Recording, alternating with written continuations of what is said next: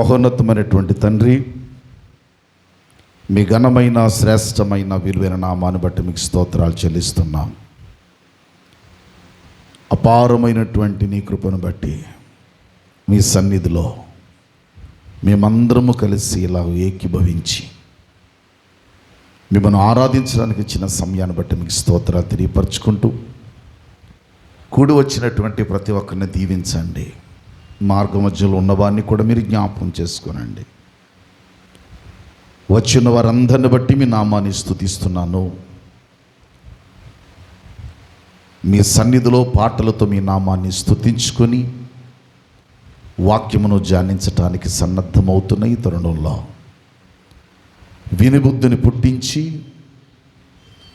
వాక్యమును వింటూ ఉండగా మనోనేత్రాలు వెలిగించి మేమందరము కూడా మంచి హృదయము కలిగిన వారమై మీ సన్నిధిలోనికి వచ్చిన మేము పరీక్షింపబడి, పరిశీలించబడి, పరిశోధన చేసుకొని నీ వాక్కులో ఎదుగు భాగ్యమును, యోగ్యతను, ధన్యతను, అవకాశమును ఇచ్చి నడిపించమని, కృప చూపించమని, సహాయం ఇమ్మని ఈ మనోలు మా ప్రభును ప్రియరక్షకునైనా యేసుక్రీస్తు వారి యొక్క ఘనమైనటువంటి నామములో ప్రతి కుటుంబము కొరకు ప్రార్థిస్తూ, జ్ఞాపకం చేస్తూ, మీ సన్నిధికి జ్ఞప్తులు తీసుకుని వస్తూ అడిగి వేడుకొని ప్రార్థిస్తున్నాను మా ప్రియ పరలోకపు తండ్రి, ఆమేన్. ఘనమైనటువంటి దేవదేవునికి మొదటిగా నా హృదయపూర్వకమైన స్తుతులు, స్తోత్రాలు తెలియపరుచుకుంటూ, మహాదేవుని కృపను బట్టి, మహోన్నతమైన దయను బట్టి ఈ పునరుద్ధాన దినములో ఆయన సన్నిధిలో ఆయన వాక్కులు వినడానికి మరి చేరువచ్చినటువంటి మీ అందరికీ నా హృదయపూర్వకమైన వందనాలు తెలియజేస్తున్నాను. సహోదరులకు కూడా వందనాలు తెలియజేస్తున్నాను. నేను వినడాన్ని బట్టి, వాక్యాన్ని చూడడాన్ని బట్టి నేను చాలా దేవుడి నామాన్ని స్తుతిస్తున్నాను. ఇలాగున్న ప్రతి విషయములో మీరు అందిస్తున్న సహకారాన్ని బట్టి కూడా మనస్ఫూర్తిగా దేవుని స్తుతిస్తూ ఉన్నాను. మనము గడిచినటువంటి వారాల నుండి, అంటే కొద్ది వారాల నుండి యోసేపు జీవితములో దీవించబడడానికి గల కారణాలు మనం ఆలోచన చేస్తూ ఉన్నాం. గత వారం కాక అంతకు ముందు వారం మనం ఏం ఆలోచన చేశామంటే, యోసేపు నోట పలికిన మాట ఏంటంటే, అందరూ నాతో చెప్పండి, నేను దేవునికి భయపడువాడను. పదం చాలా చిన్నగా ఉంది. పదం చాలా చిన్నగా ఉంది. వినడానికి, చదవడానికి కూడా చాలా చిన్న పదం. కానీ అందులో ఎంత లోతైన అర్థం దాగి ఉందో ఒక్కొక్క సంగతి మనం వెలికి తీస్తూ ఉన్నాం. అందులో గత వారం కాక అంతకుముందు వారం మనం వెలికి తీసిన అంశం ఏంటంటే, దేవునికి భయపడుట అనగా యోసేపు పలికిన మాట మనసు పెట్టండి. అతడు హృదయంలోంచి వచ్చిన మాట ఏంటంటే, దేవునికి అనే మాట దగ్గర ఎలోహిం అనే పదం చేర్చబడింది. ఎలోహిం అనే మాటకు అర్థం ఏంటంటే, నేను సర్వశక్తి గల దేవునికి భయపడువాడను. కొంచెం మనసు పెట్టాలి. మనసు పెట్టాలి. ఏమని వింటున్నారా? పదములోనే, ఉచ్చారణలోనే ఒక గంభీరత్వం ఉంది. మీకు అర్థమయ్యేలా చెప్పాలంటే, ఇదిగో నేను మీలాంటి వాడిని అన్నట్టుగా ఉన్నట్టుంటుంది. కాకపోతే వాళ్ళ అన్నీళ్ళు అనలా, వాళ్ళ బంధువులు అనలా. వాళ్ళతో ఏమంటున్నాడు తెలుసా? నేను సర్వశక్తి గల దేవునికి భయపడేవాడను. మనం అంతకు ముందు విన్న వాక్యం ఏంటంటే, దేవునికి భయపడుట అంటే అర్థం ఏంటంటే వణికిపోవడం కాదు, దడదల్లాడిపోవడం కాదు, లేకపోతే ఏదో ముఖం చాటేసుకున్నట్టు, లేకపోతే కొన్నిసార్లు మన జీవితాల్లో నటిస్తూ ఉంటాం చూడండి, అది కాదట. భయపడుట అంటే ఒక సంగతి విన్నాం. ఏంటో తెలుసా? చెడుతనమునకు దూరముగా ఉండుట. మనసు పెట్టాలి. భయపడడం అంటే అర్థం ఏంటి? ఏదైతే చెడు ఉందో ఆ చెడుకు దూరముగా బ్రతకడమే దేవునికి భయపడ్డాం. చెడుతనాన్ని గురించి అంతకుముందు వారం మనం విన్నాం. చెడుతనానికి ఏ వ్యక్తి అయితే దూరంగా ఉంటాడో అతడు ఎవరికి భయపడుతున్నాడు? గట్టి చెప్పండి, భయపడుతున్నాడు. అందుకే యెహోవా యందు భయభక్తులు కలిగిన వారలారా చెడుతనమును అసహ్యించుకొనుడి అన్నాడు. వినాలి, దేన్నట? చెడుతనాన్ని ఏం చేయాలి? అసహ్యించుకోవాలి. అది మొదటి మాట మనం విన్నాం. నిజానికి దేవునికి భయపడుట అనే ఈ మాటలో మూడు సంగతులు ఉన్నాయి. రెండవ సంగతి ఏంటో తెలుసా? ఈరోజు మనం ధ్యానం చేయబోతున్నాము. యోసేపు జీవితంలో నేను దేవునికి భయపడుతున్నాను అంటే ఎలాగూ భయపడుతున్నాడో దేవునికి తన క్యారెక్టర్ చెప్తున్నాడు, తన ప్రవర్తన చెప్తున్నాడు. ఒక వ్యక్తి దేవునికి భయపడడం అంటే క్యారెక్టర్ని బట్టి చూపించటం, నటించడం కాదు. నన్ను క్షమించాలి, నటించడం అనే పదం వాడుతున్నందుకు మన్నించండి, అర్థమేలా చెప్తాను. గత వారం కూడా మీకు చెప్పాను, ఒక విద్యార్థి నన్ను మాస్టారు కొడతాడు, నన్ను టీచర్ తిడుతుంది, మాస్టారు కొడతాడు అనుకున్నటువంటి విద్యార్థులుంటే, పిల్లలుంటే స్కూల్లో ఏ పాఠమైతే చెప్పారో, స్కూల్లో ఏ పాఠమైతే ఇచ్చారో ఆ పిల్లలు మాస్టర్కి భయపడే వాళ్ళైతే ఖచ్చితంగా వర్క్ చేస్తారు, అంటే చదువుతారు. చదవకుండా అంటే నటిస్తున్నారంటే వాళ్ళు ఎవరికి భయపడడం లేదు? మాస్టర్కి భయపడడం లేదు. అంటే వాళ్ళ భవిష్యత్తు కూర్చున్న ఆలోచన వాళ్ళకి లేదని కదా అర్థం. ఆత్మీయ జీవితంలో దేవుడంటే ఎవరో నీకు తెలుసు, దేవుని శక్తి అంటే ఏంటో నీకు తెలుసు, దేవుడు ఎలాంటి వాడో నీకు తెలుసు, దేవుడు ఎలాంటి స్థితిలోంచి ఎలాంటి స్థితిలోకి నిన్ను నన్ను తీసుకొచ్చాడో కూడా తెలుసు. కానీ చాలాసార్లు మన ఆత్మీయ జీవితాల్లో దేవునికి భయపడకుండా బ్రతుకుతున్నాం. అమ్మా అయ్యా వినాలి, ఎందుకు మన జీవితాల్లో ఆశీర్వాదములు కనిపించటం లేదంటే దేవుడు చేతకాక కాదు. అర్థమేలా చెప్పమంటారా? రక్షింపనేరకొయినట్లు యెహోవా హస్తము కొరచ కాలేదు, విననేరకొయినట్లు ఆయన చెవులు మందము కాలేదు. మీ దోషములు మీకును మీ దేవునికి మధ్య అడ్డుగా వచ్చుచున్నవి. అడ్డుగా వచ్చేవేవాట దోషాలు. ఆ దోషాలలో ఒక దోషం ఏంటో తెలుసా? చెడుతనం. ఇక రెండవ సంగతి మీకు జ్ఞాపకం చేస్తున్నాను. యోసేపు, నువ్వు దీవించబడడానికి కారణం ఏంటయ్యా? నీవు ఆశీర్వదించబడడానికి కారణం ఏంటయ్యా అంటే యోసేపు అంటాడు, నేను సర్వశక్తిగల దేవునికి భయపడుతున్నానయ్యా, అందుకే నేను దీవించబడుతున్నాను. అప్పుడు మరలా యోసేపుని అడగాలి మనం, యోసేపు సర్వశక్తి గల దేవునికి భయపడడం అంటే అర్థమేమిటి అంటే అర్థమేంటో చెబుతున్నాడు. ఆదికాండము 39వ అధ్యాయం, త్వరగా ఆదికాండము 39వ అధ్యాయం, 39వ అధ్యాయంలో యోసేపు చెబుతున్నాడు. చూడండి ఏమని చెబుతున్నాడు అంటే 9వ వచనం చదువుదాం. 39:9 నీవు అతని భార్యవైనందున నిన్ను తప్ప మరి దేనిని నాకు అప్పగింపక ఉండలేదు.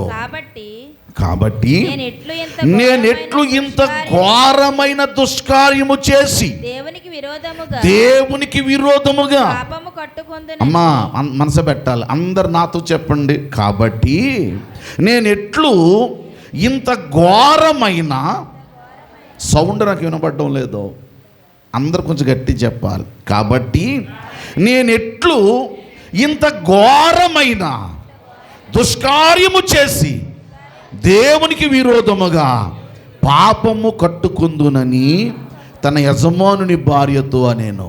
ఏంటి సందర్భం? అమ్మా వినాలి, మనసు పెట్టి వినాలి.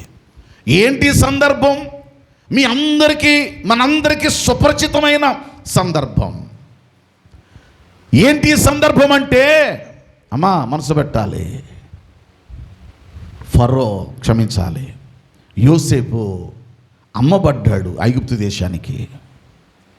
మొట్టమొదట ఎవరింటికి వచ్చాడు తెలుసా? పోతీఫర్ ఇంటికి వచ్చాడు. అతడు ఎవరట? 39వ అధ్యాయంలో ప్రధానమైనటువంటి మొదటి 2 వచనాలు. యోసేపు తన ఐగుప్తునకు తీసుకొని వచ్చినప్పుడు ఫరో యొక్క ఉద్యోగస్తుడును రాజ సంరక్షక సేనాధిపతియునైన పోతీఫరను ఒక ఐగుప్తీయుడు. రైట్, బాగా వినండి. ఇతడు ఎవరు అంటే పోతీఫర్ ఇంటికి, ఫరో అన్నాను కదా, క్షమించాలి, ఫరో అన్నాను కదా, పోతీఫర్ అన్నా, వెరీ గుడ్. పోతీఫర్ ఇంటికి వచ్చాడు. ఎవరితడు అంటే అక్కడ ఉంది చూడండి, రాజ సంరక్షక సేనాధిపతియునైన పోతీఫరును. అంటే ఫరో యొక్క ఉద్యోగస్తుడు. వినాలి, ఫరో గారి దగ్గర ఉద్యోగం చేసేవాడు రాజ సంరక్షక సేనాధిపతి. రాజుగారిని సంరక్షించడానికి ఏర్పాటు చేయబడిన సేనాధిపతి. ఈ ఒక రకం చెప్పాలంటే చీఫ్ సెక్యూరిటీ ఆఫీసర్. రాజుగారు ఎక్కడుంటాడో రాజుగారి ప్రాణానికి రక్షణగా నిలిచేటువంటి వాడు. మీకు అర్థమయ్యేలా మాట చెప్పమంటారా? రాజుగారికి ఎంత ఆధిక్యత ఉంటుందో వినాలి. రాజుగారికి ఎంత ఆధిక్యత ఉంటుందో ఆల్మోస్ట్ ఈ సేనాధిపతి కూడా అంతే ఆధిక్యత. ఎందుకంటే రాజుగారి తర్వాత రాజుగారికి సంబంధించిన ప్రతిదీ కూడా ఈ సేనాధిపతి చూడాలి. ఏమి తినాలో, ఏమి త్రాగాలో, ఎక్కడికి వెళ్ళాలో, ఎప్పుడు దిగాలో. అప్పుడప్పుడు మోడీ గారు ఆయా ప్రాంతాలకు వెళుతున్నప్పుడు మన దేశ ప్రధాని కనుక మోడీ గారు వెంటనే కారు దిగిపోవడం మీరు ఎప్పుడైనా చూసారు లేదో, నల్ల కళ్ళజోళ్ళు పెట్టుకొని సెక్యూరిటీల దగ్గర నిలబెడతారు. నిలబడి ఏం చేస్తారు, వాళ్ళ దగ్గర సూట్ కేసులు లాగా ఉంటాయి, నల్లటి సూట్ కేసులు, అవి పట్టుకొని ఉంటారు. పైగా చుట్టూ చూస్తారు.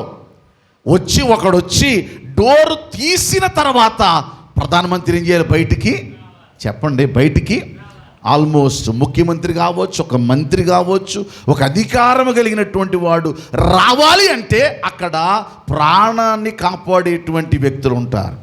పోతీఫర్ యొక్క ఉద్యోగం అది. ఆ ఇంటికి తేబడ్డాడు. వివరించను, మనసులో పెట్టండి. ఇప్పుడు ఆ ఇంటిలో ఉంటున్నాడు. అతనికి ఉన్నటువంటి గొప్ప సంగతి ఏంటో తెలుసా?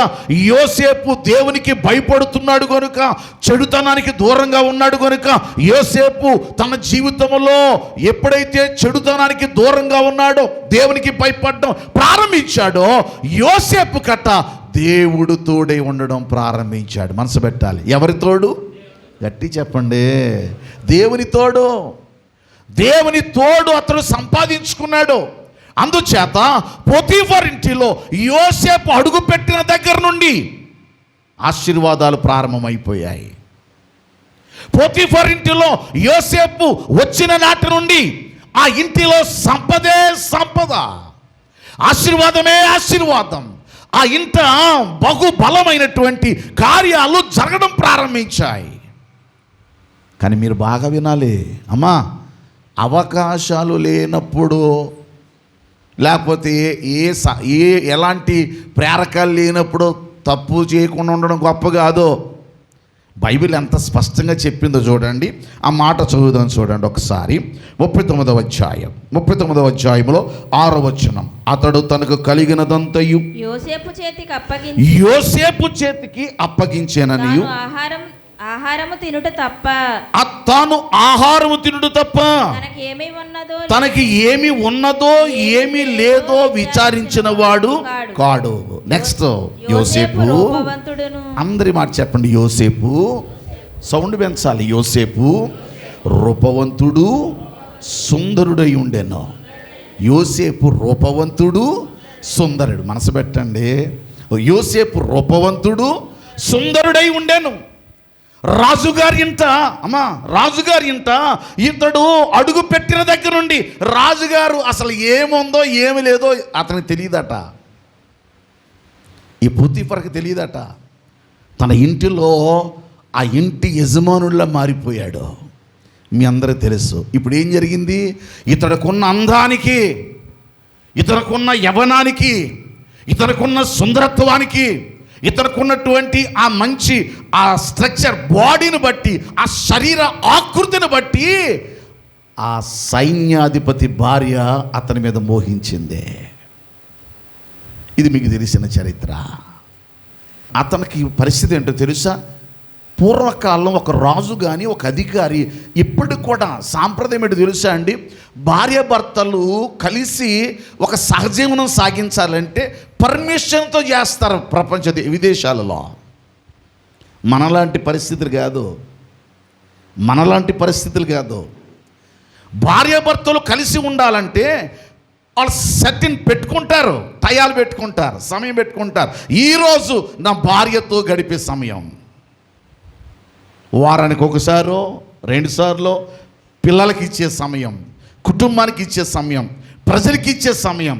అమ్మా, వ్యక్తిగతంగా ఉన్నతమైన స్థాయిలో ఉండేవారు చేసే పనులవే, లేకపోతే నెలకు ఒకసారి టూర్ వేసుకుంటారు. ఇది చారిత్రాత్మకమైన చరిత్రలు ఇవి. ఇప్పుడు ఈ రాజుగారు కూడా ఎందుకు ఈ పదం చెప్తున్నాను, ఈమె ఏం చేస్తుందో ఎలాగుంటుందో ఎవరు చూడరు. ఇతడు సంరక్షణ సేనాధిపతి, ఇంటిలో ఎలాగైనా ఉండొచ్చు, ఎవరు చూడని జీవితం. ఆయన రావాలంటే పర్మిషన్ కావాలి.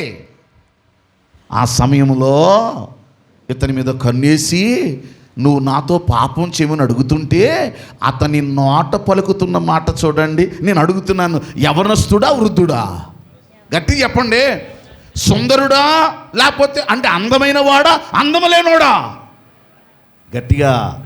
బలమైనోడా, బలం లేనోడా? బలమైన వాడు, అందగాడు, సుందరుడు, ఇంకా చెప్పాలంటే జ్ఞానము కలిగిన వాడు, రూపవంతుడు, అంతటి వాడు. అమ్మా, ఎంత చక్కని మాట చూడండి. అమ్మా, అయితే అతడు ఏం చెయ్యక ఒప్పక నా యజమానుడు తనకు కలిగినదంతయు. అమ్మా, నేను నీ ఇంటిలో నీ యజమానుడు ఉన్నాడే, నా యజమానుడు నీకు లేకపోతే తనకు కలిగినదంతా నా చేతికి అప్పగించాడు. నా వశమున తన ఇంటిలో ఏమి ఉన్నదో అతడు ఎరుగడు. నా వశములో అతని ఇంటి దగ్గర ఏముందో అతనికి తెలియదమ్మా. ఈ ఇంటిలో నాకంటే పైవాడు ఎవడునూ లేడు. చూడండి, ఈ ఇంటిలో నాకంటే పైవాడు ఎవడు లేడు. నీవు అతని భార్యవైనందున నిన్ను తప్ప మరి దేనిని నాకు అప్పగింపక ఉండలేదు. అంత నాదే పెత్తనం, అంత నేనే. అయితే షార్ట్లు చెప్పేస్తాను. అయితే అమ్మా, నేను నీతో పాపం చేయడం ఏంటో తెలుసా? దుష్కార్యము. చెప్పాలి. ఈ కార్యం గట్టి చెప్పండి, ఇంకా కొంచెం గట్టి చెప్పండి. అంటే అర్థం ఏంటి? ఇప్పుడు ఎవరు చూస్తున్నారో?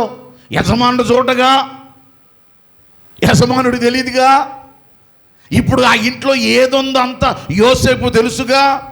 రూపము కలిగిన వాడు, బలవంతుడైన వాడు, జ్ఞానవంతుడైన వాడు, అందగాడు అయిన యోసేపు నోట వచ్చే మాట తెలుసా? అమ్మా, నేను దేవునికి భయపడుతున్నానంటే అర్థం ఏంటో తెలుసా? నేను దుష్కార్యాలు చెయ్యను. దుష్కార్యము అనే మాట మనసు పెట్టాలి. దుష్కార్యం అనే మాట ఎట్రోసిటీ అనే పదం నుంచి వచ్చింది. ఎట్రాసిటీ కాదు, ఎట్రోసిటీ అంటే అర్థమేంటి? అర్థమై పదం చెప్పనా? కొంచెం ఆశ పెట్టండి. అందరికీ వందనాలు. నేను మంచి మాటలు మీ హృదయాలకు అర్థమయ్యే రీతిలో బోధించడానికి దేవుడిచ్చిన వాక్శక్తితో ప్రయత్నం చేస్తున్నాను. మనసు పెట్టండి. ఎట్రోసిటీ అనే పదానికి అర్థం ఏంటంటే, తెలుగు భాషలో చెప్పాలంటే వెధవ పని అని అర్థం. అర్థం కాలేదా? దుష్కార్యం అంటే అర్థం ఏంటి? అలా సీరియస్గా ఉన్నారేటండి. దుష్కార్యం అంటే అర్థం ఏంటి? యదవ పని అని అర్థం. ఇంకా అర్థం ఎలా చెప్పనా? పనికిమాలిన పని, చెత్త పని, చెడు పని, పిచ్చి పని, వీటన్నిటికి వచ్చిన పదాలకు అర్థం ఏంటంటే దుష్కార్యాలు. మానవులమే, దేవుని పిల్లలమే, దేవుని ప్రజలమే.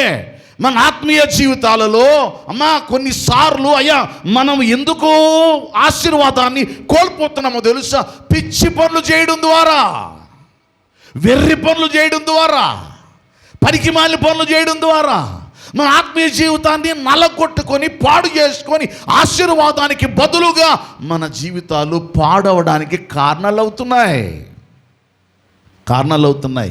ఒకవేళ నిన్నెవరు చూడలేకపోవచ్చు, నీ పరిస్థితులు ఎవరికి తెలియకపోవచ్చు. అమ్మ, నేను వ్యక్తిగతంగా మాట్లాడడంలా, నువ్వు ఏ స్థితిలో ఉన్నావో, ఏ స్థానంలో ఉన్నావో, నీ ఇంటికి ఆశీర్వాదము కుమ్మరించబడాలంటే, నీ ఇంటిలో దీవెన కుమ్మరించబడాలంటే, అదిగో యోసేపు ఉన్నాడే. గత కాలంలో మీకు జ్ఞాపకం చేశాను. ఎన్ని సంవత్సరాలు 17వ ఏట నుండి 30వ సంవత్సరం వరకు. ఏమండి, ఎందుకు 17వ ఏట అన్నాడు? 17 సంవత్సరాల క్రితం కూడా అతనికి తెలుసు. ప్లీజ్ మనసు పెట్టాలి. 17వ సంవత్సరం కూడా తనకి బాధలే, కష్టాలే. తల్లి ప్రేమ కొదువైపోయింది, అన్నదమ్ముల ప్రేమ కొదువైపోయింది, కష్టాల కడలో కొట్టుకుపోయే జీవితం, అవమానాల మధ్య నడుస్తున్న జీవితం, అపహాస్యాల మధ్య నడుస్తున్న జీవితం. 30 సంవత్సరాలు అతనికి ఏమంటే అతని పరిస్థితి, అతనికి అర్థం కాని పరిస్థితి, అర్థమే కాని జీవితం. అదే మనం పాడతాం కదా, అర్థమే గాని జీవితం ఇక వ్యర్థమని నేననుకొనగా. మళ్ళీ పాడదాం. అర్థమే గాని జీవితం ఇక వ్యర్థమని నేననుకొనగా. కృపా కనికరము గల దేవా, నా కష్టాల కడలిని దాటించితివి. ఈ బ్రతుకే నాకు వ్యర్థం అనుకుంటే కష్టాల కడలిని నాయన కృపా కనికరాలతో దాటించావు. ఎడబాయని నీ కృపా నన్ను విడువదు. అంటే ఎడబాయని నీ కృప విడువదు నన్ను ఎన్నటికి. యేసయ్యా, నీ ప్రేమానురాగం, మనసు పెట్టండి, నీ ప్రేమానురాగం ఏం చేసింది? నన్ను దాచిందయ్యా, నన్ను దాచింది. ఇది యాసీస్గా యోసేపు దగ్గర తీసుకెళ్ళండి. దేవుని కృప యోసేపు పట్ల లేకపోతే, దేవుని దయ యోసేపు మీద లేకపోతే 30 సంవత్సరాలు యవనస్తుడైన యోసేపు తన జీవితమే పతనమైపోను కదా. ఈరోజు నీకు కూడా జ్ఞాపకం చేస్తున్నాను. ఎన్ని వ్యాధుల్లో నుంచి, ఎన్ని కష్టాల్లో నుంచి, ఎన్ని శ్రమలలో నుంచి, ఎన్ని విపత్కర పరిస్థితుల నుంచి నువ్వు తప్పించబడ్డావు. ఎన్ని భయంకరమైన దుస్థితుల నుండి నువ్వు లేపబడ్డావు. ఎన్ని భయంకరమైన శ్రమల వలయాల నుండి చెక్కబడి నువ్వు బయటకు వచ్చావు. వాటి నుండి నేను తప్పించింది ఎందుకో తెలుసా? ఆయన కృప నీ మీద ఉంది గనుక. చెప్పాలి, ఎవరి కృప? గట్టి చెప్పండి. ఆయన కృప నీపై ఉంది, ఆయన దయ నీపై ఉంది, ఆయన కనికరాలు నీపై ఉన్నాయి. అందుకే వ్యాధులు, బాధలు, కష్టాలు, శ్రమలు, ఇరుకులు, ఇబ్బందులు, అనేక పరిస్థితులు వెంటాడుతుంటే నువ్వు తప్పించబడ్డావు. శోకపు లోయలలో, కష్టాల కడలిలో, అబ్బా, శోకపు లోయలలో, కష్టాల కడలిలో. కానీ ఆలోచన చేయండి, శోకాలతో కూడిన జీవిత ప్రయాణం. అతడు తప్పించబడడానికి గల కారణం ఏంటో తెలుసా? మొదటిది, నేను దేవునికి భయపడుతున్నాను అంటే అర్థం నేను చెడుతనానికి దూరంగా ఉన్నాను. మనసు పెట్టండి, ఈతనానికి, చెడుతనానికి దూరంగా ఉన్నాను. రెండవది, నేను దుష్కార్యము చేయను, పిచ్చి పనులు చేయను, వెర్రి పనులు చేయను. నేను సర్వశక్తి గల దేవునికి భయపడేవాడిని. మనసు పెట్టండి, పదం పలుకుతుంటేనే, ఆ పదం ఉచ్చరిస్తుంటేనే, ఆ ఫ్లో మాట్లాడుతుంటేనే ఏదో తెలియని ఒక ధైర్యంతో కూడిన మాట. నన్ను నమ్మండి, నేను పిచ్చి పనులు చేసేవాడిని కాదు. పిచ్చి పనులు, వెర్రి మాటలు అంటున్నాను కదా, బైబిల్లో ఉందో చదువుదాం. ఒకసారి తెరవండి పరిశుద్ధ గ్రంథాన్ని, ఒకసారి తెరవండి.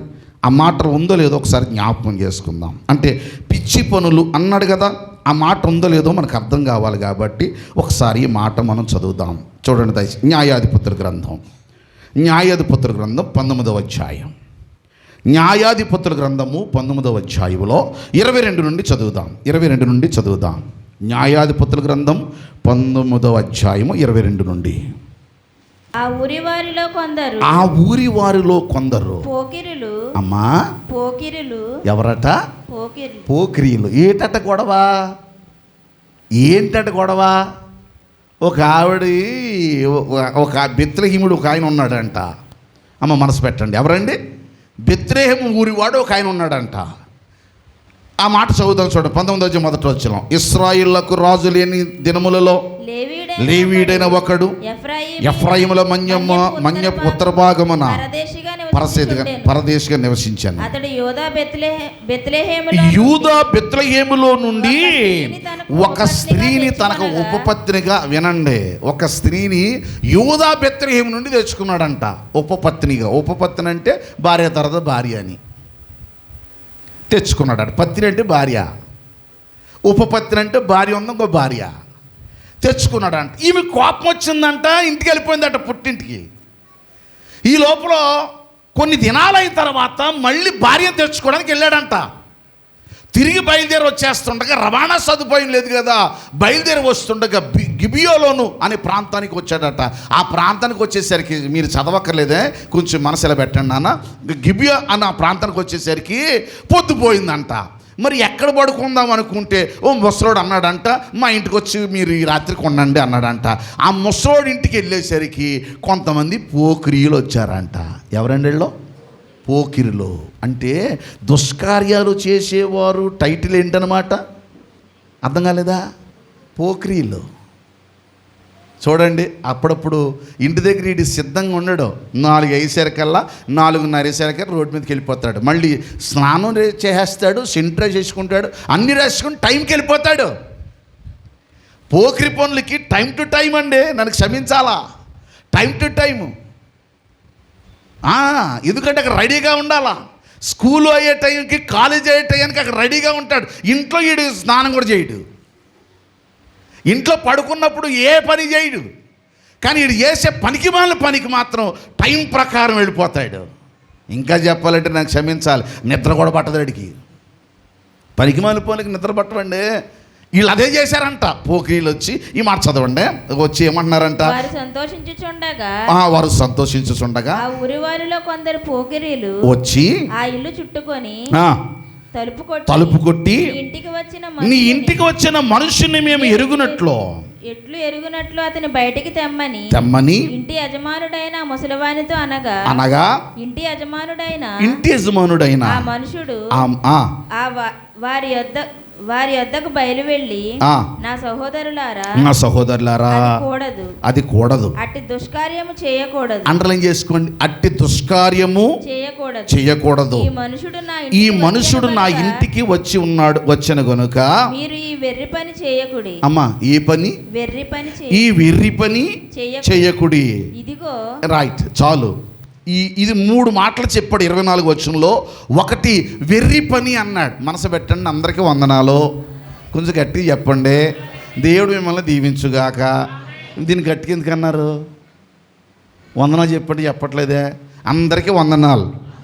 3 మాటలు చెప్పాడు 24 వచనంలో. ఒకటి, వెర్రి పని అన్నాడు. ఏ పని? మొదటి పని. 2, పిచ్చి పని.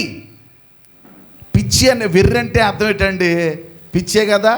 రెండవది, నీచమైన పని అన్నాడు 24 వచనంలో. ఆ మాట చదువుతారు ఒకసారి.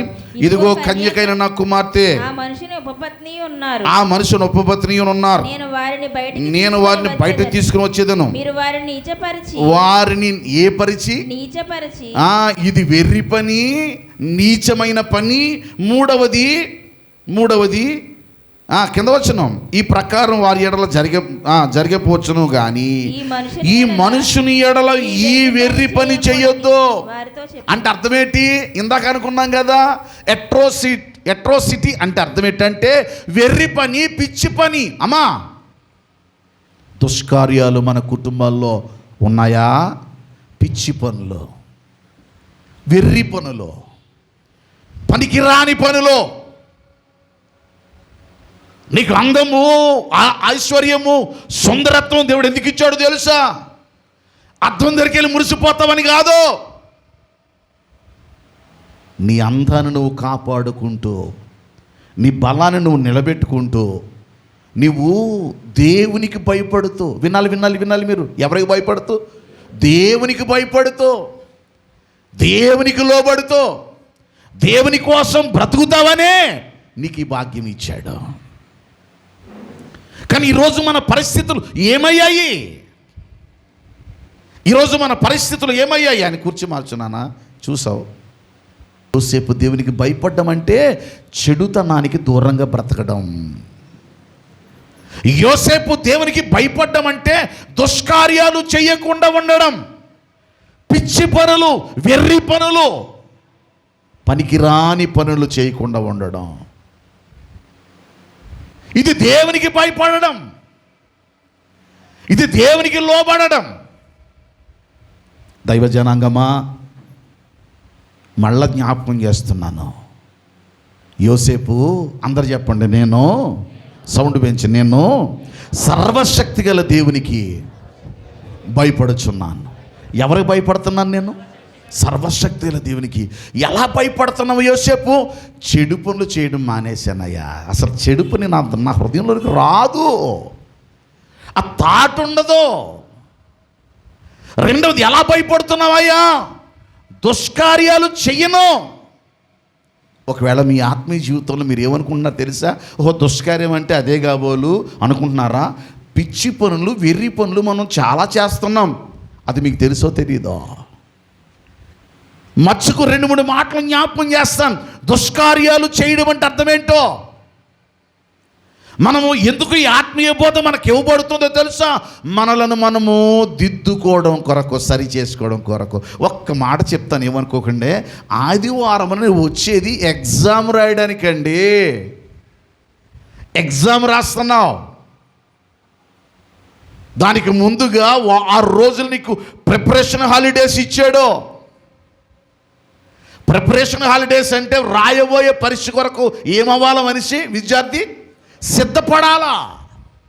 ఇప్పుడు ఎగ్జామ్లకు వచ్చి ఆ విద్యార్థి ఏం చేయాలి? ఎగ్జామ్ రాయాలి. రాయాలి అంటే సిద్ధపడాలి కదా. నీ జీవితంలో, నా జీవితంలో దేవుడు కూడా సిద్ధపాటు చేస్తున్నాడు. ఆయనకి భయపడుతున్నామా? నిజంగా భయపడుతున్నామా? మొదటి మాట మీ జ్ఞాపకం చేస్తున్నాను. దుష్కార్యము అంటే వినాలి. ఏ కార్యం అంటే? అట్రోసిటీ. దుష్కార్యములు, అట్రోసిటీస్. దుష్కార్యములు అంటే అర్థం ఏంటో తెలుసా? అంటే పిచ్చి పనులు చేయడం. ఇందాక జ్ఞాపకం చేశాను, ఆ పదం వాడడం నాకు ఇష్టం లేదు. డైరెక్ట్ వాడేటంటే ఎదవ పని అని అర్థం, పనికిమాలిన పని అని అర్థం. ఇది చెయ్యకుండా బ్రతకడం అట. ఇలాంటి ఎదవ పని నేను చేయను అంటున్నాడు. ఇలాంటి పనికిమాలిన పని నేను చేయను అంటున్నాడు. ఇలాంటి పిచ్చి పని నేను చెయ్యను అంటున్నాడు. వెర్రి పని చెయ్యను అంటున్నాడు. అవకాశం ఉందా లేదా? గట్టి చెప్పండి. అవకాశం దొరికిందా లేదా? దొరికింది. అందగాడా, అందం లేనోడా? అందగాడు. బలమైనోడా, బలం లేనుడా? మనకి ఏమాత్రం కేజీ కండ లేకపోయినా ఎంత బడే చేస్తామో. ఫ్యామిలీ ప్యాక్ పెట్టుకొని 6 ప్యాక్లా ఫీల్ అవుతాం. మన దగ్గర ఏమీ లేకపోయినా బోల్డ్ బడే ఉంటుంది. అంత సీరియస్గా ఉన్నారే? బోల్డ్ ఉంటుంది మనకి. ఒక్కసారి బాబు ఒకసారి పైకి లేక అన్నాం అనుకోండి, ఏదో సాయి ఉంటే కానీ లేవలేని పరిస్థితి మనది. అలాంటి మన జీవితాల్లో కొన్నిసార్లు ఎంత ఫీల్ అయిపోతామో, ఎంత ఫీల్ అవుతామో. అన్నీ ఉన్నవాడు అణిగిమణిగి ఉంటున్నాడు చూడండి. అక్కడ అణిగిమణిగి ఉంటున్నాడు చూడండి. దుష్కార్యాలు నేను చెయ్యను, పనికి మాలిన పనులు నేను చెయ్యను, వెర్రి పనులు నేను చేయను, పిచ్చి పనులు నేను చెయ్యను అంటున్నాడు చూడండి. కొన్నిసార్లు మన ఆత్మీయ జీవితంలో ఒకవేళ మీరు అదే యోసేపు జీవితంలో దుష్కార్యం అనుకుంటే, దుష్కార్యాలు చాలా ఉన్నాయి. అందులో మరొక దుష్కార్యం మీకు చెప్తాను. తెరవండి ద్వితీయోపదేశ కాండము 19వ అధ్యాయం. 19వ అధ్యాయములో మరొక దుష్కార్యం ఉంది. ఏంటా దుష్కార్యము? 19వ అధ్యాయములో అందరము గ్రంథాన్ని తెరిచి 15వ వచనం దగ్గర నుండి మనం చదివితే, ఒకడు చేయు సమస్త పాపములలో ఏ అపరాధమును గూర్చియే గాని, ఏ పాపమును గూర్చియే గాని ఒక సాక్షి యొక్క సాక్ష్యము అంగీకరింపకూడదు. అంటే అర్థమయ్యేలా చెప్పమంటారా? అర్థమయ్యేలా చెప్పమంటారా? మీకు అర్థమయ్యేలా చెప్తాను. 20వ వచనం చదువు నాన్న. 20వ వచనం. మిగిలిన వారు విని భయపడి నీ దేశమున అట్టి దుష్కార్యము ఇకను చేయకుందు. ఏంటి సందర్భం? అందరినీ దేవుడు దీవించుగాక. ఏంటి అందరు మాట్లాడలేదే? దీవించుగాక. ఇప్పుడు అందరూ మనసు పెట్టండి. ఏంటంట? ఒకడి మీద ఒకడట అన్యాయపు సాక్ష్యాలు చెప్పడం, అబద్ధ సాక్ష్యాలు చెప్పడం. ఇది దుష్కార్యమట. మీరు చదువుకోండి, అందుకే రెఫరెన్స్లు ఇస్తున్నాను, వివరించడం లేదు. అన్యాయపు సాక్ష్యం చెప్పడం, అబద్ధపు సాక్ష్యం చెప్పడం. కోర్టు దగ్గర కొందరు రెడీగా ఉంటారు. ఏం చెప్పడానికి?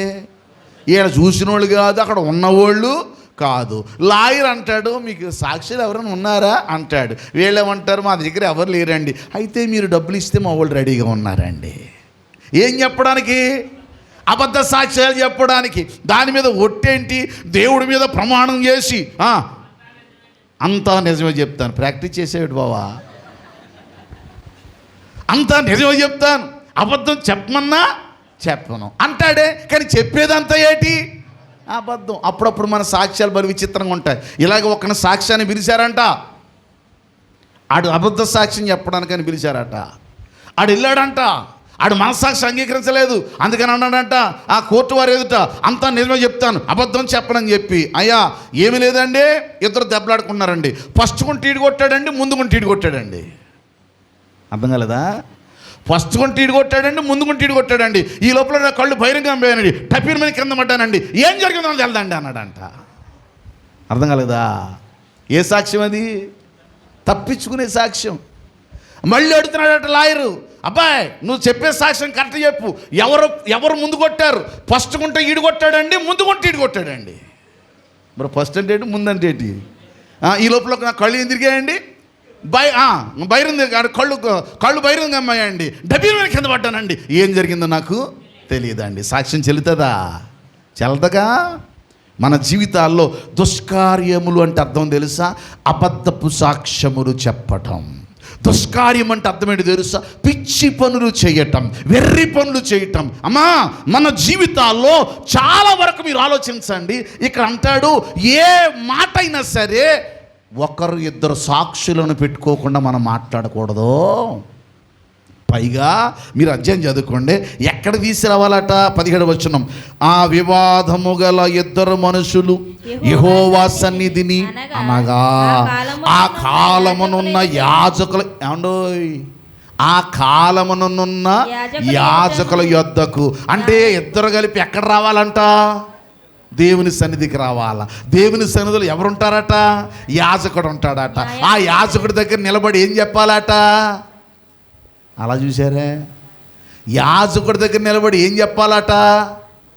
చెప్పండి, సాక్ష్యం చెప్పాలంట.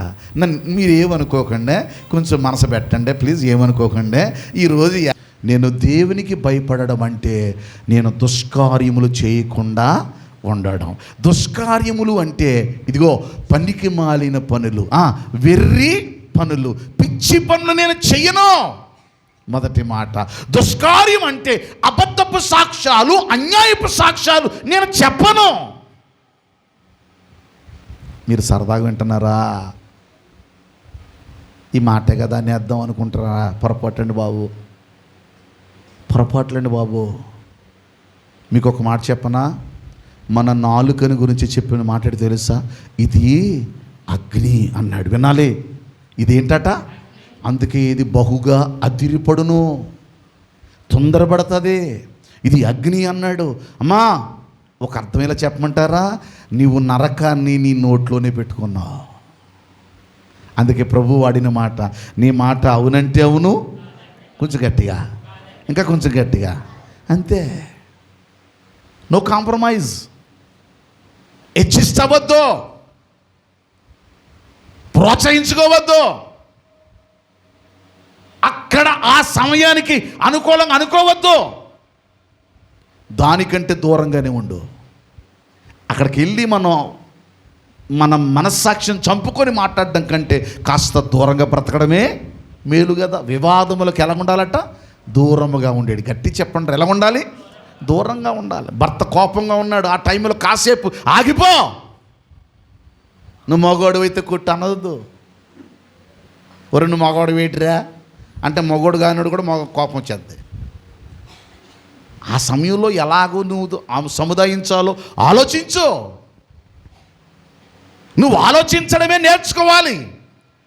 ఏ సమయంలో భర్తకి ఏం చెప్పాలో తెలియాలి.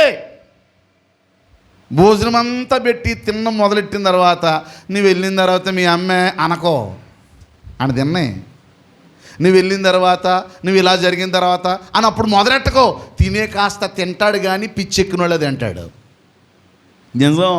చాలా కుటుంబాలలో సుఖమైన సంసారాలు లేకపోవడం గల కారణం ఏంటో తెలుసా? నన్ను క్షమించాలి, నువ్వు భోజన హాల్లో ఏం మాటలు మాట్లాడాలో ఆ మాటలు మాట్లాడాలా. ఆడ తింటున్నప్పుడు సమృద్ధిగా తినాలా. అందుకే ఏమండి భోజేసు మాత అన్నారు. అమ్మా, స్త్రీలకి పెట్టిన పేరేం పేరు తెలుసా? భోజేసు మాత. అబ్బా, పడక గదిలోట శైనేషు రంభ. రాక్షస్ కాదు రోయ్, రంభ. మొగళ్ళు ఎంతమంది వేసుకుంటున్నారు వీళ్ళు, ఆడలకే ప్రసంగం అని.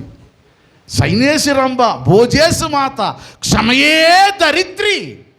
దరిద్రం కాదు, దరిద్రి. క్షమయే దరిద్రం అంటే దరిద్రం కాదు, దరిద్రి అంటే భూమికి ఉన్నంత ఓర్పు ఉండాలంట. కుటుంబాలు బాగుండాలంటే తప్పదు, మరి భరించాలా. కార్యేసు దాసి. కార్యేసు దాసి అంటే పని చేసేటప్పుడు ఎలా చేయాలట? మా ఐదారు కొంప చచ్చిపోతున్నాను, వంటగది బాగోలేదు, ఈ సామానం బాగోలేదు, ఇది బాగోలేదు, ఇది కాదు. నువ్వు ఉన్న దాంట్లో చెయ్యి, అడ్జస్ట్ చెయ్యి. ఎంత నవ్వే. రెగ్యులర్గా మన జీవితాల్లో కొన్ని సంఘటనలు గుర్తొస్తున్నాయి కదా, వచ్చేస్తాయి. కానీ ఒక మాట చెప్పనా, ఏ నీడ లేనివాడు చెట్ల కింద బ్రతుకుతున్నవాడు ఉన్నాడే. ఇప్పుడు చూసావా? గుడారాలు వేసుకొని బ్రతుకుతున్న వాళ్ళు చూసావా? ఆడికి ఇల్లు లేదు, వాకిల్ లేదు, నీకు మళ్ళీ పడుకోవడానికి ఒక బెడ్రూము, తినడానికి ఒక హాలు, డైనింగ్ టేబులు, ఇంకా చెప్పండి రా, అలా చూస్తున్నారే, ఫ్యాను, ఇవన్నీ ఉన్నాయే.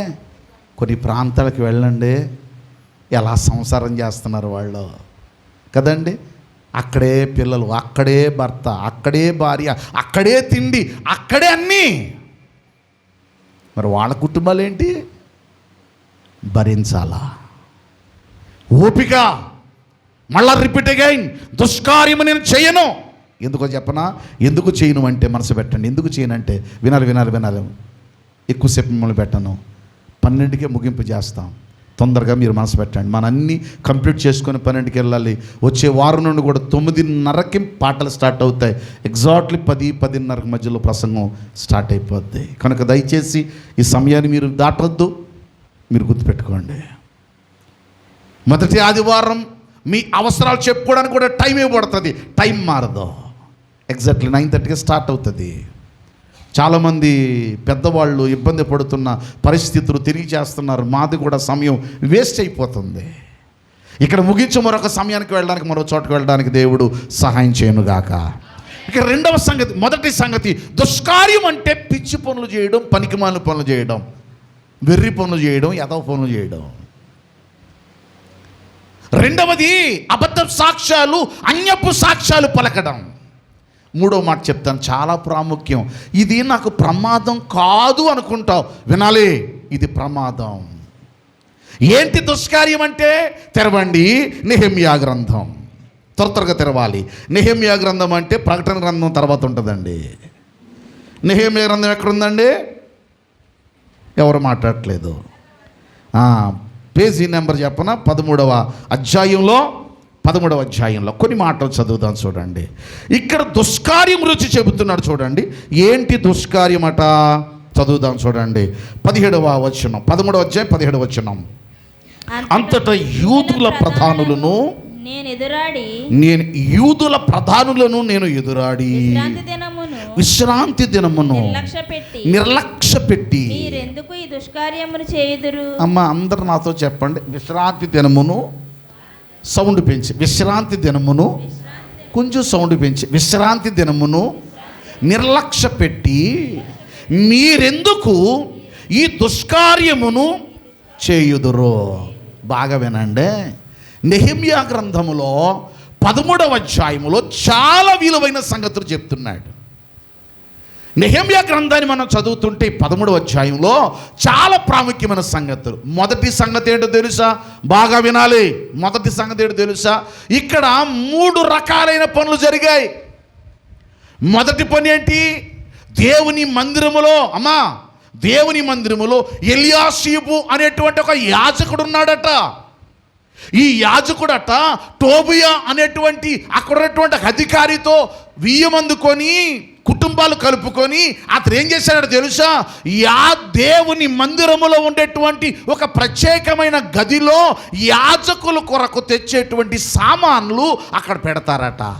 బాగా వినాలండోయ్, బాగా వినాలి. ఎక్కడున్న ఈ మాటలు అంత సీరియస్గా చూస్తున్నారు ఎటలా? దయచేసి 4వ వచనం దగ్గర నుండి, ఇంతకు ముందు మన దేవుని మందిరపు గది మీద నిర్ణయింపబడిన యాజకుడగు ఎలియాషీబు టోబియాతో బంధుత్వము కలుగు చేసుకొని నైవేద్యమును సాంబ్రాణి పాత్రలను గింజలలో 10వ భాగమును క్రొత్త ద్రాక్షరసమును లేవీలకును గాయకులకును ద్వారపాలకులకును ఏర్పడిన నూనెను యాజకులు తేవలసిన ప్రతిష్ఠిత వస్తువులను పూర్వముంచు స్థలమునొద్దా.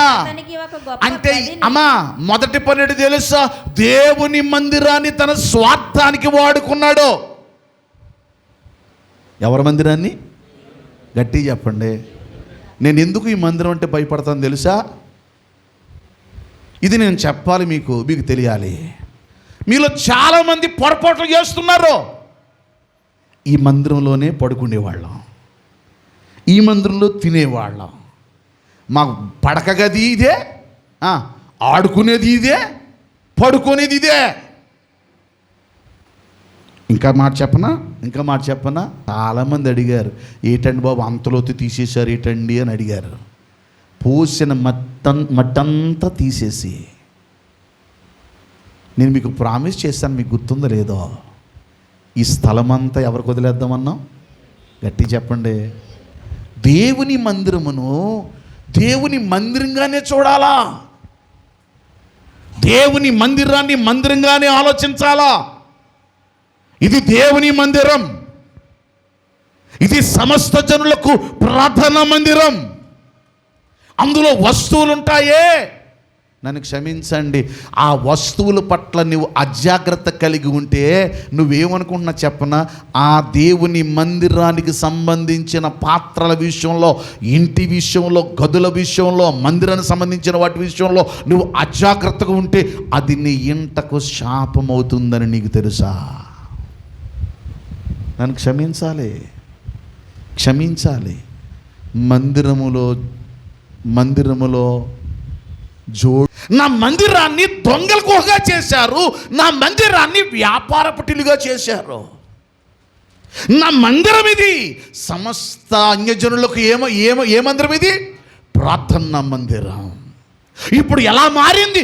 దొంగల గుహగా మారిపోయింది కదా, దొంగలుగా మారిపోయాం కదా మందిరం విషయంలో.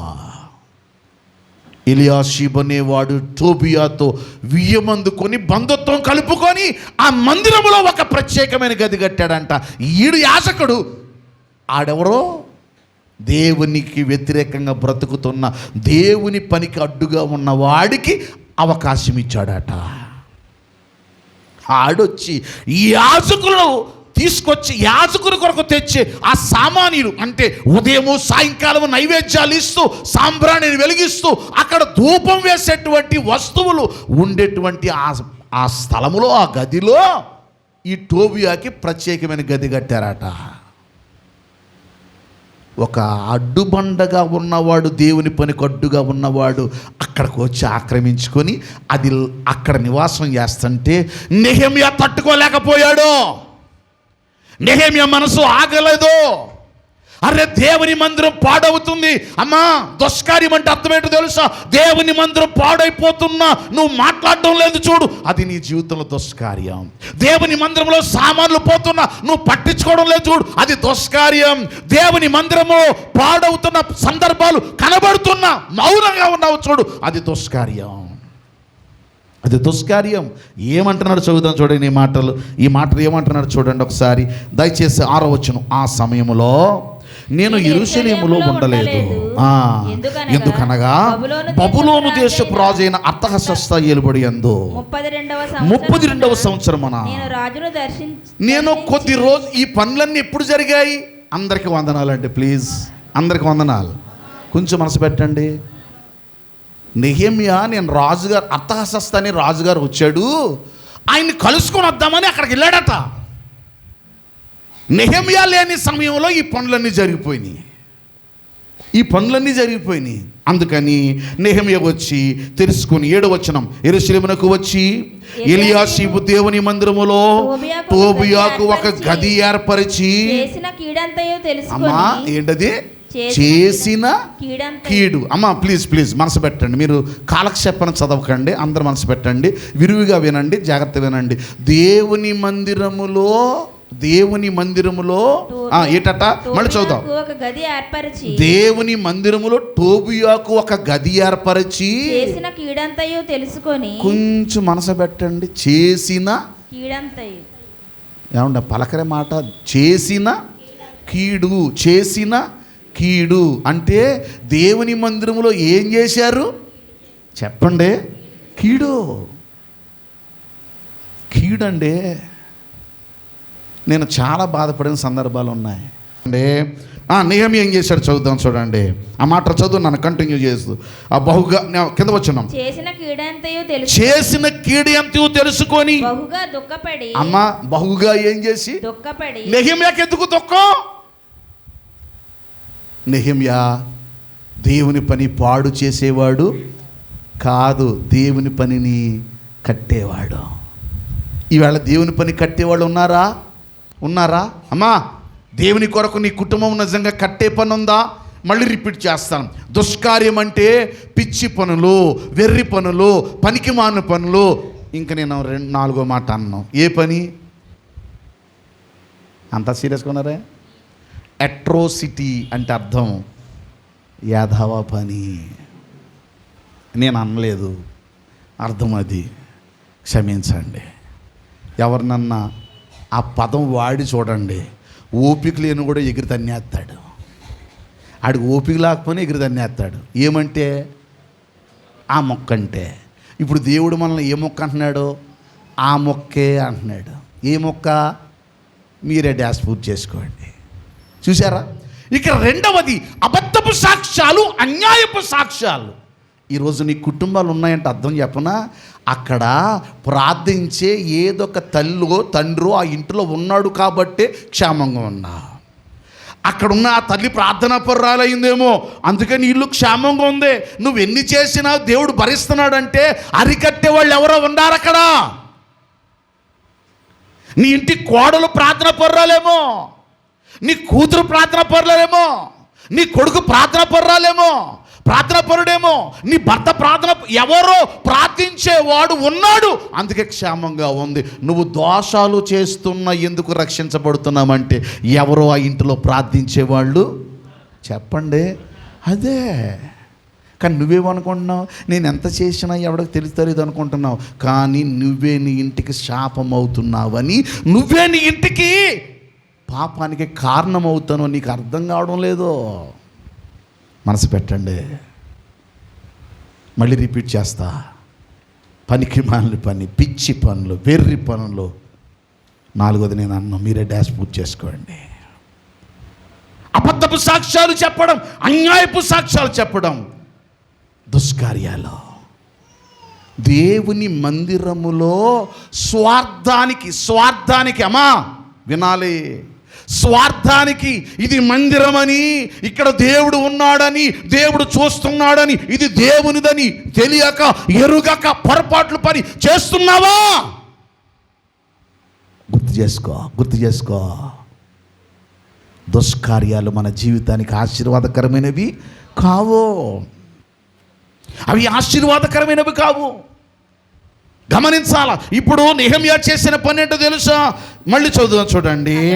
బహుగా దుఃఖపడి ఆ గదిలో నుండి టోబియా యొక్క సామగ్రి అంతా అవతల పారవేసి శుభ్రము చేయుడని గదులన్నీ ఏం చేశాడు? శుభ్రం గట్టి చేయుడని చెప్పండి, ఏం చేశాడు? శుభ్రం చేశాడు. మందిరంలో ఉన్న గదులన్నీ శుభ్రం చేశాడట. సామాగ్రి, ఇంకొకటి టోబియాగాడు ఉన్నాడు, వచ్చి ఆడు సామాన్లన్నీ మందులో పెట్టేశాడట. ఆయన తీసి పారేశాడట. అది చేయడానికి ముందు ఏం చేశాడట? దుఃఖపడ్డాడట, ఏడ్చాడు. మందిరం పాడవుతుంటే ఏడుస్తున్నాడు. నేను లేనయ్యా, అర్థహస్త దగ్గరికి వెళ్ళాను, వచ్చే లోపల మొత్తం మందిరం నాశనం చేసేసారు. నెక్స్ట్ ఏమంటాడు చూడండి ఆ మాటలు.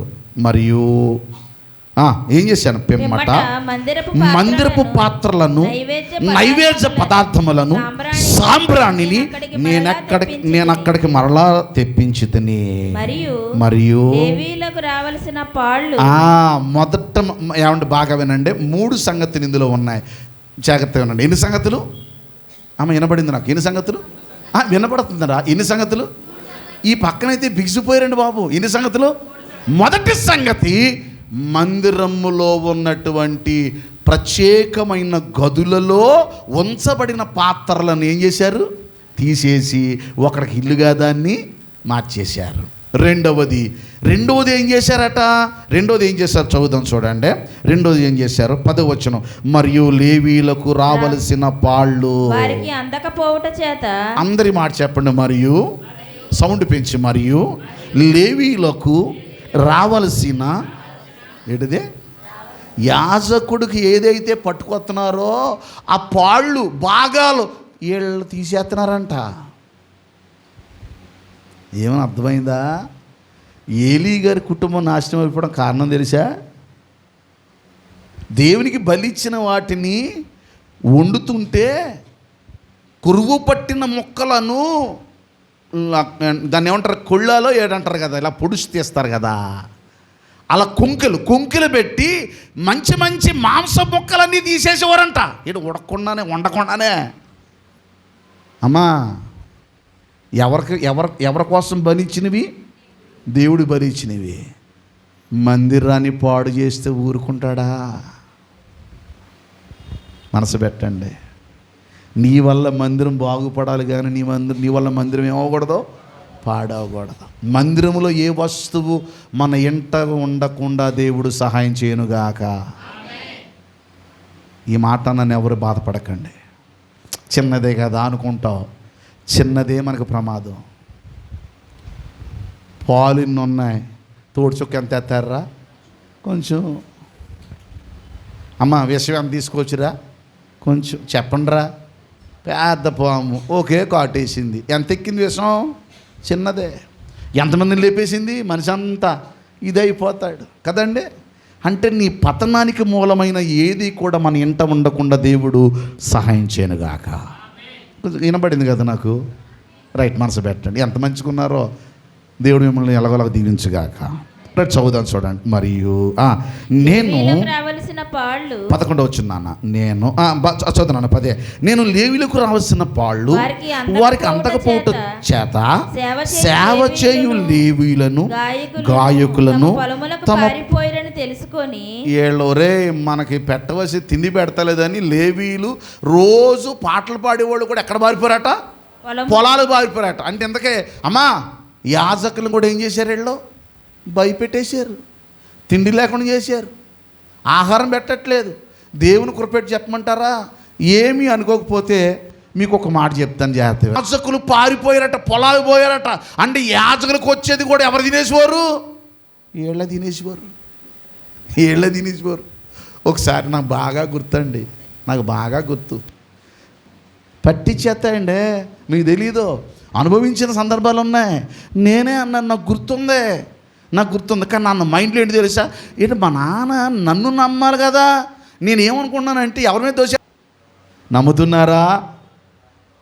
నా కూతురు బయటికి వెళ్ళింది, మంచి బిడ్డ బయటికి వెళ్ళి క్షేమంగా వచ్చేద్ది. ఉన్నారా తండ్రులు? నా కొడుకు చాలా మంచోడు, వీడు చాలా కుదురుగా ఉంటాడు, నమ్ముతున్నాడా నీ ఇంటి దగ్గర? నా భార్య మంచిది, నమ్ముతున్నాడా నీ భర్త? నా భర్త మంచోడు, నమ్ముతుందా నీ భార్య? నమ్మకాలు కుటుంబాల్లో ఉన్నాయా? ఆలోచించండి. ఏడుస్తున్నాడు. ఇప్పుడు ఏం చేశాడు? ఈ మాట నాకు నచ్చిన పదం ఏంటంటే చదువుతాను చూడండి, ముగింపులోకి వచ్చాను. నేను అధిపతులతో కూడా త్వరగా దేవుని మందిరమునకు ఎందుకు లక్ష్య పెట్టలేదని అడిగి వారిని సమకూర్చి స్థలముల్లో ఉంచి తిని అటు తర్వాత నాన్న మధ్యలో 11వ వచనం వదిలేసావరా? 11వ వచనం వదిలేసావు. 10 చదివాం మనం. గాయకులు తమ పనులో పారిపోయారని తెలుసుకొని నేను అధిపతులతో ఏంటది? అందరు చెప్పండి. నేను అధిపతులతో, సౌండ్ పెంచండి, నేను అధిపతులతో పోరాడి. ముందేం చేశాడు? ఏడ్చాడు. ఇప్పుడు ఏం చేస్తున్నాడు? పోరాటం చేశాడు. ఎవరి మందిరం కొరకు? ఇంకా గట్టి చెప్పండి. దేవుని మందిరము కొరకు నెహెమ్యా యెరూషలేములో ఉన్న మందిరం కొరకు పాడవుతుండే ఏడుస్తున్నాడు. అధిపతులతో పోరాటం చేస్తున్నాడు. ఇంకో మాట చెప్పనా? అక్కడ నమ్మకమైన మనుషులను ఏర్పాటు చేశాడట. అబ్బా, మీరు ఇంటికి చదువుకొని, చాలా బ్యూటిఫుల్గా ఉంటాయి వర్డ్స్ అవి. చదువుతాను చూడండి ఆ మాటలు. 13వ వచనం. నమ్మకము గల మనుషులని పేరు పొందిన. చాలు నాన్న, టైం లేదు. నమ్మకమైన మనుషులని పేరు పొందిన అంటే మందిరంలో ఎవరు కావాలట? చెప్పండి. నమ్మకస్తులు కావాలట. అరే బాబోయ్, దేవుడిదిరా, మనం పట్టుకోకూడదు. సహవాస ప్రేమ విందా, దేవుని పనిరా, దేవుని పిల్లలురా, దేవుని ప్రజలురా. అయ్యా, ఒకవేళ మీరు కార్యక్రమాలు చేయడం నాకు తెలియదు అనుకున్నారేమో, నేను చేయలేను అనుకున్నారేమో. లెక్క పెట్టలేని కార్యాలు చేస్తాను. ఈ వారంలో కూడా కార్యక్రమం చేశాను. రేపు మళ్ళీ ఆగస్టులో కూడా కార్యక్రమాలు చేస్తాను. నాకు కార్యక్రమాలు చేయడం వచ్చు, కానీ దాని జోలికి నేను రాను. ఆ కార్యక్రమం వీళ్ళదే బాధ్యత. అందులో నష్టమైనా, కష్టమైనా, తప్పు చేసినా, రైట్ చేసినా వాళ్ళే దానికి రెస్పాన్సిబిలిటీ. బాధ్యత కలిగిన వాళ్ళే కనుక వారు మనస్సాక్షులతో పని చేయుదురుగాక. సమస్య లేదు. ఒకవేళ మీరు ఎవరు కూడా ఇబ్బంది పడక్కర్లా. ఏమంటే రూపాయి ఏమైందండి, బియ్యం బస్తా ఏమైందండి, ఉల్లిపోయింది, మాకు సంబంధం లేదు మేస్తారా. ఎవరెవరు మీరున్నారో ఒక ఉల్లిపాయ కోసుకున్నా మీకే నష్టం, నాకేం సంబంధంలా. ఇలా మా అన్నారని మీరేమనుకోకండి. అందుకే నేను లెక్క అడగను, దాని లెక్క జోలికి వెళ్ళను. మీరు ఎవరో నాకు ఏమి ఇచ్చినా నన్ను లెక్క అడిగినా నేను పెద్ద పట్టించుకోను. ఎందుకంటే అది ఎవరి సొమ్మది? గట్టి చెప్పండి. మీకెందుకు బాధ? పట్టగా లావు అయిపోయాడంటే, లావు అయిపోతే ఇంకా లావు అయిపోతాను. 2 పనులు అయిపోతాయి. మీరు ఇచ్చే సొమ్ము నేను పాడు చేశాను ఇంకో లావన్న అయిపోతాను, సన్నవన్న అయిపోతాను. 2 పనులు అయ్యే. కనుక నా మీద బాధ్యతను నిర్వర్తించాలి, మీ బాధ్యతలు మీరు నిర్వర్తించాలి. నెహెమ్యా చేసిన పనులు చూడండి. మొదటి మాట 2 సంగతులు చెప్పాడు. ఒకటి, ఒరే బాబు, దుష్కార్యం అంటే అర్థమేంటి తెలుసా? దేవుని మందిరంలో సామాన్లు పాడు చేయొద్దు, చేస్తే దుష్కార్యం. రెండవది, అమ్మా, దేవుని యాజకులను బాధ పెట్టొద్దు, పెడితే దుష్కార్యం. మూడవది, అమ్మా వినాలి, మూడవది ఏంటి? విశ్రాంతి దినము. చదవండి, టైం లేదు, ఇక్కడ ముగించేసాను, లాస్ట్లోకి వచ్చాను చూడండి. ఇది చాలా ప్రాముఖ్యం. ఈ మాట చదువుతాను. 18వ వచనమేనా? మీ కదనండి పైన 17వ వచనం. అంతటా యూదుల ప్రధానులను నేను ఎదురాడి.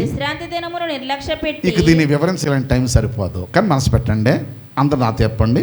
విశ్రాంతి దినమున నిర్లక్ష్య పెట్టి మీరెందుకు ఈ దుష్కార్యము చేయుదురు? విశ్రాంతి దినాన్ని ఏం చేయకూడదు? నిర్లక్ష్యం అంటే అర్థం ఏంటి? ఇప్పుడు మీకు బస్సు టైం పెట్టాడు, టైం ప్రకారం బస్సు.